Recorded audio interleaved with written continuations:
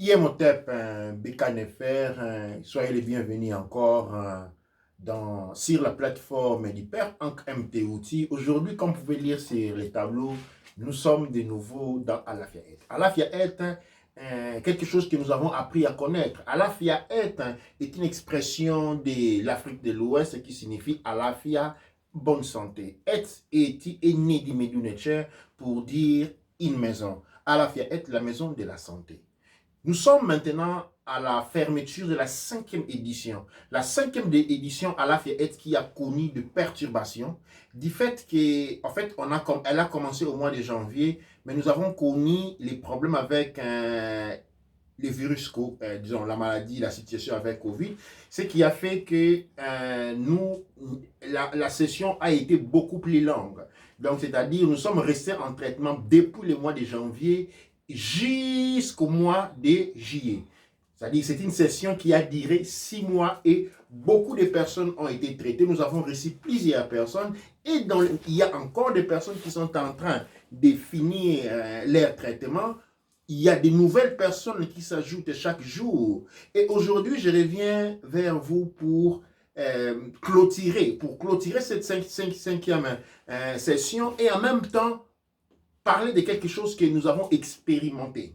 Dans Alafiaet, nous avons réussi dans le long des années, de quelques années déjà que nous sommes là, plusieurs cas de situations. Ceux qui sont passés à travers Alafiaet savent exactement de quoi je suis en train de parler. Nous traitons les maladies de l'esprit parce que nous partons de la thèse selon laquelle nous partons de la relation qu'il existe entre la causalité et les faits. Et nous avons émis la théorie qui est en fait une vérité absolue, que les maladies ne se trouvent pas dans le corps, dans l'esprit, pour la simple raison que les maladies sont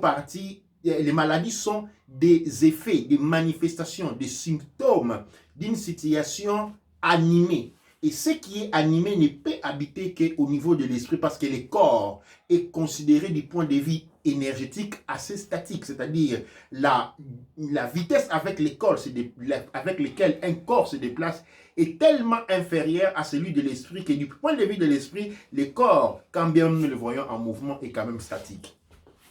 Et donc, du fait que les caractéristiques animées sont ceux qui portent à la manifestation de ce que nous appelons les symptomologies, nous avons déduit, qui n'est pas une déduction, nous avons repris la science de nos ancêtres qui dit que les maladies se placent au niveau de l'esprit.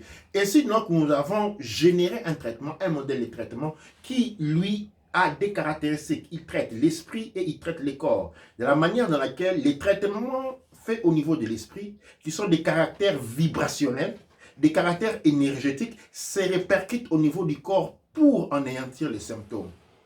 Nous avons étudié plusieurs cas dont je ne vais pas faire la renommée aujourd'hui, la longue liste depuis les maladies de nuit, les possessions psychiques, les possessions spirituelles, les envoûtements, les blocages, une liste qui sera traitée prochainement dans le livre sous Alafiaet qui va sortir. Aujourd'hui, nous allons vous partir sur un nouveau plan aujourd'hui.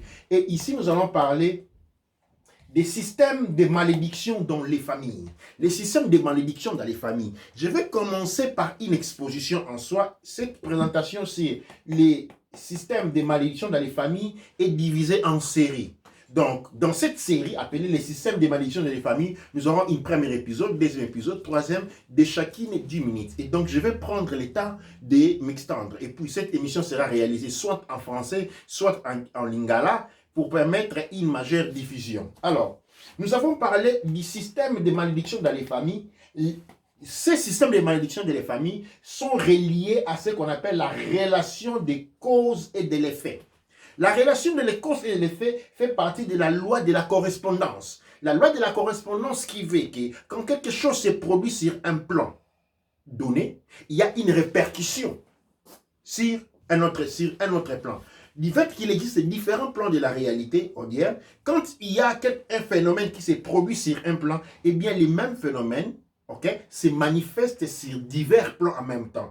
Et cette manifestation-là, nous sommes allés des pas avec la tradition et nous l'avons appelée malédiction. Dans malédiction, nous avons le mot qui est mal. Et le mal est ce qui est anti-mat. Anti-mahat. Et donc, ce qui est anti-malade sort de la loi de la, disons, fonctionne, va contre la loi de la correspondance. Comme vous voyez ici, ce schéma est très illustratif parce qu'ici, nous sommes en train de parler de la relation entre les causes et les faits. Les causes et les faits, la succession antagoniste de la cause et des effets, de cause et des effets, est prescrit dans ce qu'on appelle la loi de la correspondance. Ceci pour vous dire, très chers frères et sœurs, nous sommes en train de parler, nous sommes en train de marcher sur un point extrêmement et typiquement scientifique. Et donc, nous allons partir avec la première série. La première série, les causes de la malédiction. Ici, comme vous voyez, nous avons un schéma qui nous institue les causes et les faits. Qu'est-ce que cela signifie? Les effets naissent des causes. Sans cause, il ne peut pas y avoir des effets. Plusieurs expressions les soulignent quand on dit il n'y a pas de fumée sans fait. Quand vous avez des fumées, c'est-à-dire le feu, c'est parce qu'il y a une cause. Dans le cas, quand on dit il n'y a pas de fumée sans feu, c'est parce que le feu qui est une cause est caché. Alors, quand on parle des faits, des causes et des effets, on sous-entend que les effets ont caractéristiques visibles. Les effets sont observables, pendant que les causes sont cachées. Mais partons de la relation que nous avons établie ici entre les causes et les effets. Maintenant, trouvons cela dans la relation de la malédiction. C'est quoi une malédiction? Eh bien, la malédiction est la manifestation dans un environnement donné, dans un espace étant donné, des forces des ténèbres. Les forces des ténèbres sont les forces qui sont contraires à la vie, d'où une vie à la polarité inversée. Cette vie à la polarité inversée est quelque chose qui est contre notre propre système énergétique, dans le sens que la manifestation des forces des ténèbres absorbe notre énergie. La manifestation des ténèbres corrompt notre système et la consomme. C'est quoi la corruption? Okay? C'est quoi une corruption? Essayons de rentrer sur le point de vue scientifique. La corruption signifie la transformation d'un état naturel de quelque chose. Par exemple, quand nous prenons de la nourriture, le processus de préparation de la nourriture est une forme de corruption. Parce que cette nourriture-là est forcée à sortir de son état naturel pour être assimilée. Donc la corruption signifie une transformation. Alors, quand nous parlons de la corruption en tant que transformation, nous avons affaire avec les polarités. Dans les polarités énergétiques supérieures, nous avons ce qu'on appelle évolution. Dans les polarités énergétiques inférieures, nous avons ce qu'on appelle la dégénérescence, c'est-à-dire les ténèbres. Maintenant, comment ces ténèbres se manifestent? La manifestation de ces ténèbres indique une malédiction. Maintenant, nous devons sortir du cadre générique typiquement religieux, typique de la philosophie occidentale, qui voit à la malédiction quelque chose de mystérieux, quelque chose que l'on ne comprend pas. Cependant, la malédiction a quelque chose de très très très particulier. C'est-à-dire, alors, diction. Vous êtes allé à l'école, on vous a parlé de la dictée. Dictée, c'est-à-dire on vous dicte. Quand on dit malédiction, quand vous mettez dictée ici, vous avez un mal dicté. Un mal dicté, ça signifie quoi? Un mal dicté, c'est-à-dire quand on est devenu un instrument du mal. Quand on est devenu un instrument du mal, cela signifie pour que nous puissions fonctionner en tant qu'instrument du mal, nous devons être sous les rayonnements du mal. Les rayonnements du mal qui nous dictent a cependant ce qu'on appelle des effets secondaires. Les effets secondaires du mal, ce que nous pouvons aussi appeler les symptômes de la présence du mal, sont très particuliers et définis. Mais nous arriverons dans quelques temps.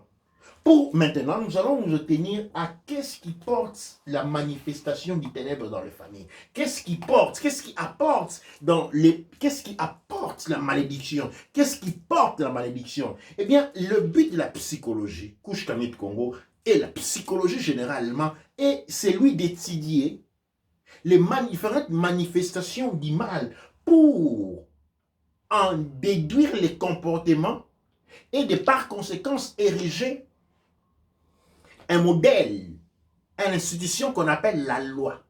Nous allons voir plus tard la relation qu'il existe entre la loi et la psychologie. Maintenant, nous sommes ici. Nous allons parler de la malédiction. Qu'est-ce qui crée la malédiction? Il est ici important qu'on réalise la relation qui existe entre la famille et les malédictions. Nous allons voir cela dans la deuxième partie de notre série. Douane.